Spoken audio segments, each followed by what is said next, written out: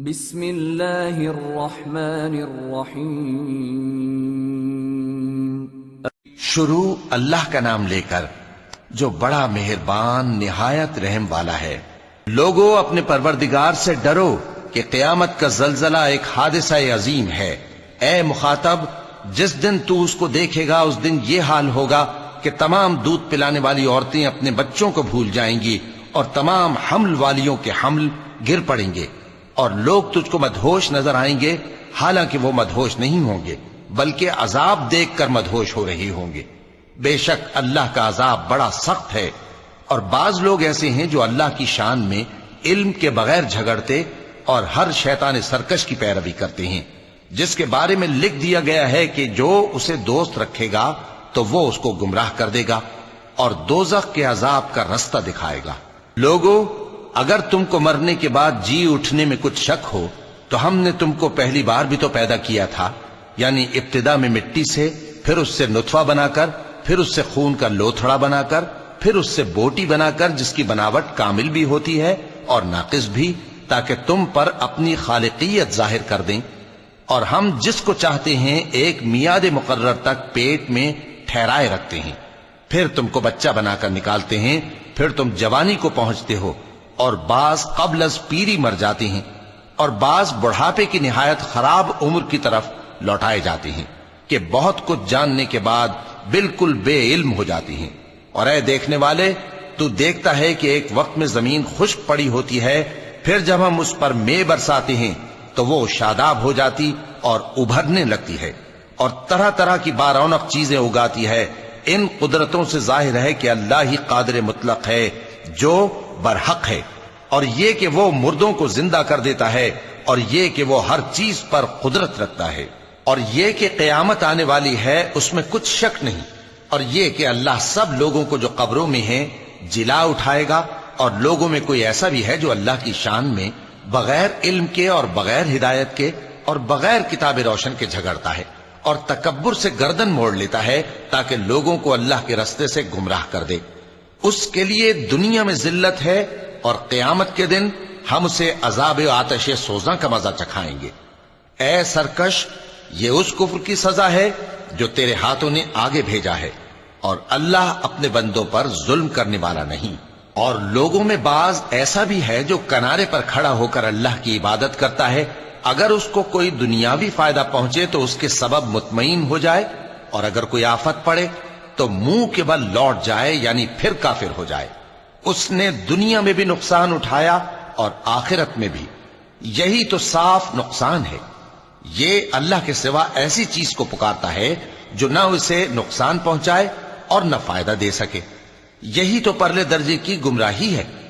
بلکہ ایسے شخص کو پکارتا ہے جس کا نقصان فائدے سے زیادہ قریب ہے۔ ایسا دوست بھی برا اور ایسا ساتھی بھی برا۔ جو لوگ ایمان لائے اور عمل نیک کرتے رہے، اللہ ان کو بہشتوں میں داخل کرے گا جن کے نیچے نہریں بہ رہی ہیں۔ کچھ شک نہیں کہ اللہ جو چاہتا ہے کرتا ہے۔ جو شخص یہ گمان کرتا ہو کہ اللہ اس کو دنیا اور آخرت میں مدد نہیں دے گا تو اس کو چاہیے کہ اوپر کی طرف یعنی اپنے گھر کی چھت میں ایک رسی باندھے، پھر اس سے اپنا گلا گھونٹ لے، پھر دیکھے کہ آیا یہ تدبیر اس کے غصے کو دور کر دیتی ہے۔ اور اسی طرح ہم نے اس قرآن کو اتارا جس کی تمام باتیں کھلی ہوئی ہیں، اور یہ یاد رکھو کہ اللہ جس کو چاہتا ہے ہدایت دیتا ہے۔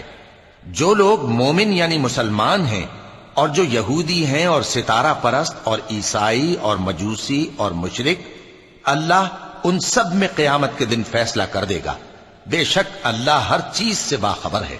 کیا تم نے نہیں دیکھا کہ جو مخلوق آسمانوں میں ہے اور جو زمین میں ہے، اور سورج اور چاند اور ستارے اور پہاڑ اور درخت اور چوپائے اور بہت سے انسان اللہ کو سجدہ کرتے ہیں، اور بہت سے ایسے ہیں جن پر عذاب ثابت ہو چکا ہے، اور جس شخص کو اللہ ذلیل کرے اس کو کوئی عزت دینے والا نہیں۔ بے شک اللہ جو چاہتا ہے کرتا ہے۔ چونکہ آیت سجدہ تلاوت کی گئی لہذا سامعین پر سجدہ واجب ہے۔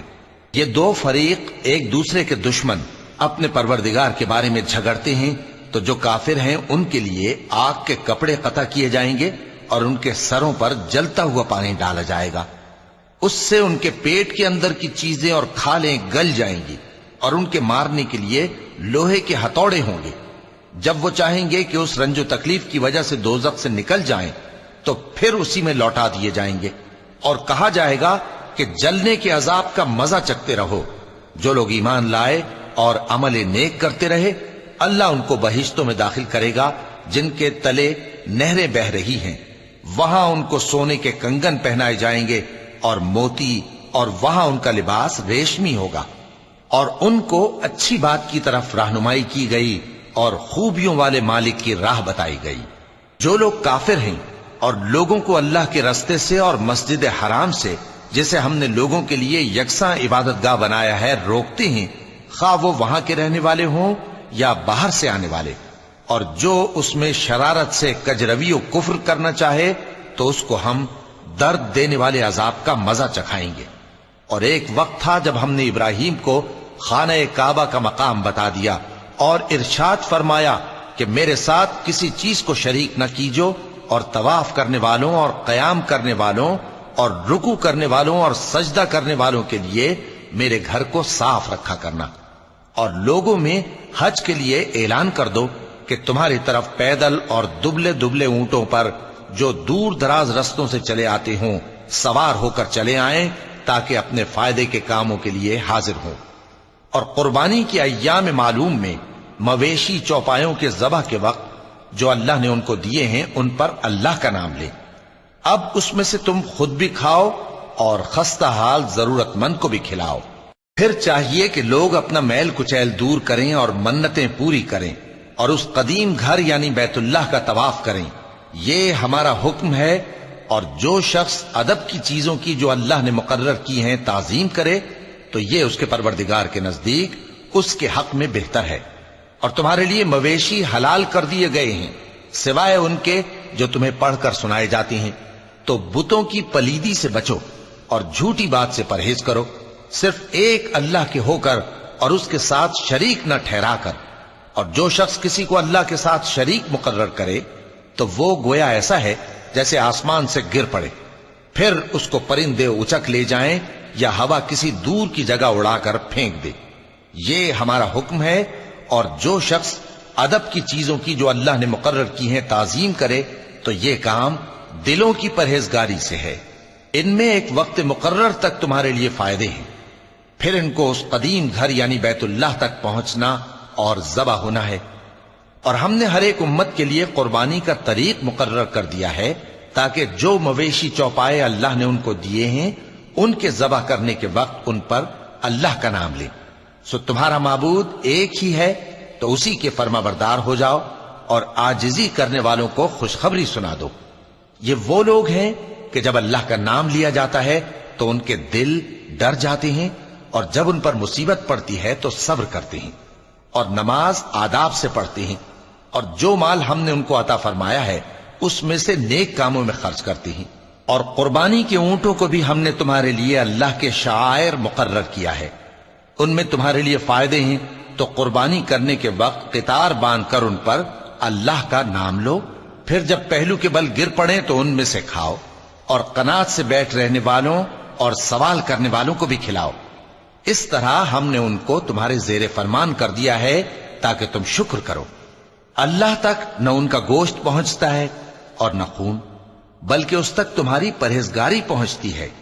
اسی طرح اللہ نے ان کو تمہارے زیر فرمان کر دیا ہے تاکہ اس بات کے بدلے کہ اس نے تم کو ہدایت بخشی ہے اسے بزرگی سے یاد کرو۔ اور اے پیغمبر، نیکوکاروں کو خوشخبری سنا دو، اللہ تو مومنوں سے ان کے دشمنوں کو ہٹاتا رہتا ہے۔ بے شک اللہ کسی خیانت کرنے والے ناشکرے کو دوست نہیں رکھتا۔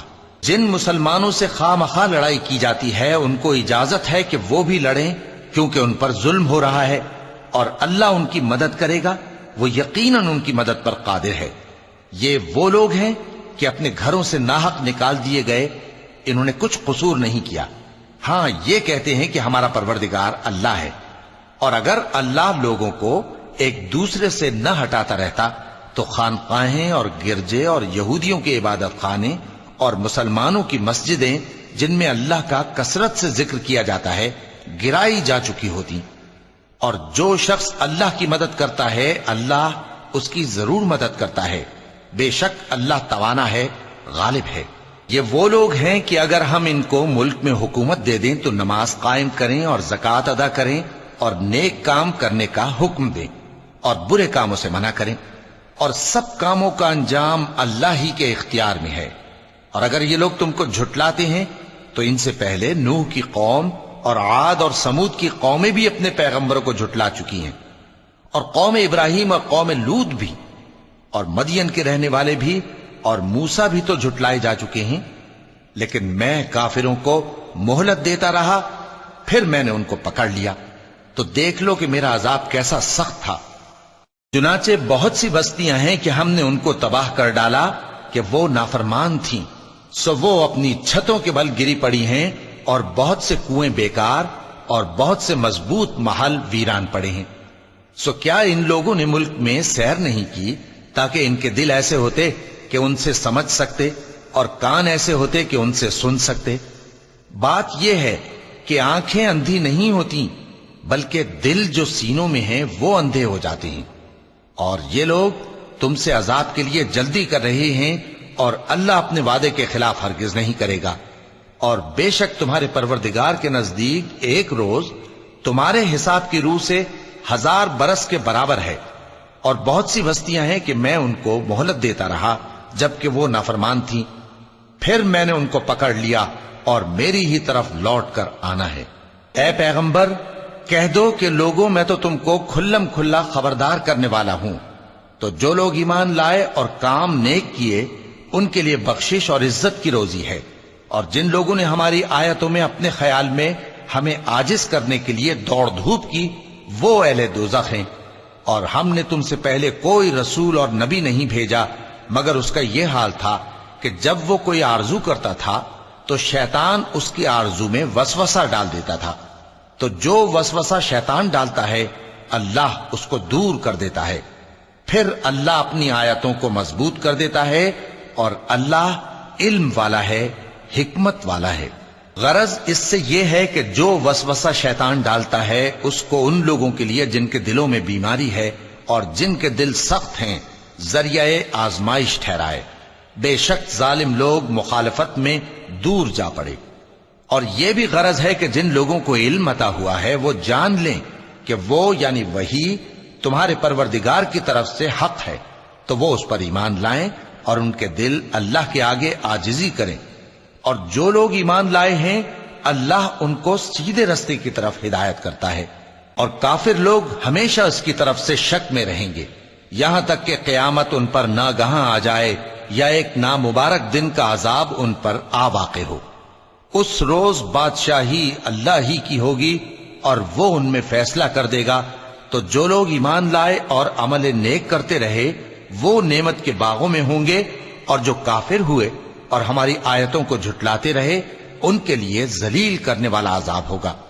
اور جن لوگوں نے اللہ کی راہ میں ہجرت کی پھر مارے گئے یا مر گئے ان کو اللہ اچھی روزی دے گا، اور بے شک اللہ بہترین رزق دینے والا ہے۔ وہ ان کو ایسے مقام میں داخل کرے گا جسے وہ پسند کریں گے، اور اللہ تو جاننے والا ہے، بردبار ہے۔ یہ بات اللہ کے ہاں ٹھہر چکی ہے، اور جو شخص کسی کو اتنی ہی ایذا دے جتنی ایذا اس کو دی گئی، پھر اس شخص پر زیادتی کی جائے تو اللہ اس کی مدد کرے گا۔ بے شک اللہ معاف کرنے والا ہے، بخشنے والا ہے۔ یہ اس لیے کہ اللہ رات کو دن میں داخل کرتا ہے اور دن کو رات میں داخل کرتا ہے، اور اللہ تو سننے والا ہے، دیکھنے والا ہے۔ یہ اس لیے کہ اللہ ہی برحق ہے، اور جس چیز کو کافر اللہ کے سوا پکارتے ہیں وہ باطل ہے، اور اس لیے کہ اللہ اونچی شان والا ہے، بڑا ہے۔ کیا تم نہیں دیکھتے کہ اللہ آسمان سے مے برساتا ہے تو زمین سرسبز ہو جاتی ہے؟ بے شک اللہ مہربان ہے، خبردار ہے۔ جو کچھ آسمانوں میں ہے اور جو کچھ زمین میں ہے اسی کا ہے، اور بے شک اللہ بے نیاز ہے، قابل ستائش ہے۔ کیا تم نہیں دیکھتے کہ جتنی چیزیں زمین میں ہیں سب اللہ نے تمہارے زیر فرمان کر رکھی ہیں، اور کشتیاں بھی جو اسی کے حکم سے سمندر میں چلتی ہیں، اور وہ آسمان کو تھامے رہتا ہے کہ زمین پر نہ گر پڑے مگر اس کے حکم سے۔ بے شک اللہ لوگوں پر نہایت شفقت کرنے والا مہربان ہے۔ اور وہی تو ہے جس نے تم کو حیات بخشی، پھر تم کو مارتا ہے، پھر تمہیں زندہ بھی کرے گا، اور انسان تو بڑا ناشکرا ہے۔ ہم نے ہر ایک امت کے لیے بندگی کی ایک راہ مقرر کر دی ہے کہ اسی طرح وہ بندگی کرتے ہیں، تو یہ لوگ تم سے اس معاملے میں جھگڑا نہ کریں، اور تم لوگوں کو اپنے پروردگار کی طرف بلاتے رہو، بے شک تم سیدھے رستے پر ہو۔ اور اگر یہ تم سے جھگڑا کریں تو کہہ دو کہ جو عمل تم کرتے ہو اللہ ان سے خوب واقف ہے۔ جن باتوں میں تم اختلاف کرتے ہو اللہ تم میں قیامت کے روز ان کا فیصلہ کر دے گا۔ کیا تم نہیں جانتے کہ جو کچھ آسمان اور زمین میں ہے اللہ اس کو جانتا ہے؟ یہ سب کچھ کتاب میں لکھا ہوا ہے، بے شک یہ سب اللہ کو آسان ہے۔ اور یہ لوگ اللہ کے سوا ایسی چیزوں کی عبادت کرتے ہیں جن کی اس نے کوئی سند نازل نہیں فرمائی، اور نہ ان کے پاس اس کی کوئی دلیل ہے، اور ظالموں کا کوئی بھی مددگار نہیں ہوگا۔ اور جب ان کو ہماری صاف صاف آیتیں پڑھ کر سنائی جاتی ہیں تو ان کی شکل بگڑ جاتی ہے، اور تم ان کے چہروں میں صاف طور پر ناگواری دیکھتے ہو۔ ایسا لگتا ہے کہ جو لوگ ان کو ہماری آیتیں پڑھ کر سناتے ہیں ان پر حملہ کر دیں گے۔ کہہ دو کہ میں تم کو اس سے بھی بری چیز بتاؤں، وہ دوزخ کی آگ ہے جس کا اللہ نے کافروں سے وعدہ کیا ہے، اور وہ برا ٹھکانہ ہے۔ لوگوں، ایک مثال بیان کی جاتی ہے، اسے غور سے سنو کہ جن لوگوں کو تم اللہ کے سوا پکارتے ہو وہ ایک مکھی بھی نہیں بنا سکتے اگرچہ اس کے لیے سب اکٹھے ہو جائیں، اور اگر مکھی ان سے کوئی چیز چھین لے جائے تو اسے اس سے چھڑا نہیں سکتے۔ طالب اور مطلوب یعنی عابد اور معبود دونوں گئے گزرے ہیں۔ ان لوگوں نے اللہ کی قدر جیسی کرنی چاہیے تھی نہیں کی۔ کچھ شک نہیں کہ اللہ زبردست ہے، غالب ہے۔ اللہ فرشتوں میں سے پیغام پہنچانے والے منتخب کر لیتا ہے اور انسانوں میں سے بھی۔ بے شک اللہ سننے والا ہے، دیکھنے والا ہے۔ جو ان کے آگے ہے اور جو ان کے پیچھے ہے وہ اس سے واقف ہے، اور سب کاموں کا رجوع اللہ ہی کی طرف ہے۔ مومنوں، رکوع کرتے اور سجدہ کرتے اور اپنے پروردگار کی عبادت کرتے رہو اور نیک کام کرو تاکہ فلاح پاؤ۔ چونکہ آیت سجدہ تلاوت کی گئی ہے لہذا سامعین پر سجدہ واجب ہے۔ اور اللہ کی راہ میں جہاد کرو جیسا جہاد کرنے کا حق ہے۔ اس نے تم کو منتخب کیا ہے اور تم پر دین کی کسی بات میں تنگی نہیں کی، اور تمہارے لیے تمہارے باپ ابراہیم کا دین پسند کیا۔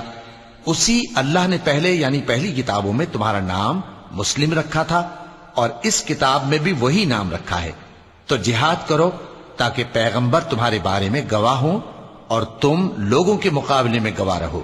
سو مسلمانوں، نماز قائم کرو اور زکوٰۃ دو اور اللہ کے دین کی رسی کو پکڑے رہو، وہی تمہارا دوست ہے۔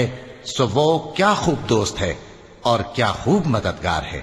صدق اللہ العظیم۔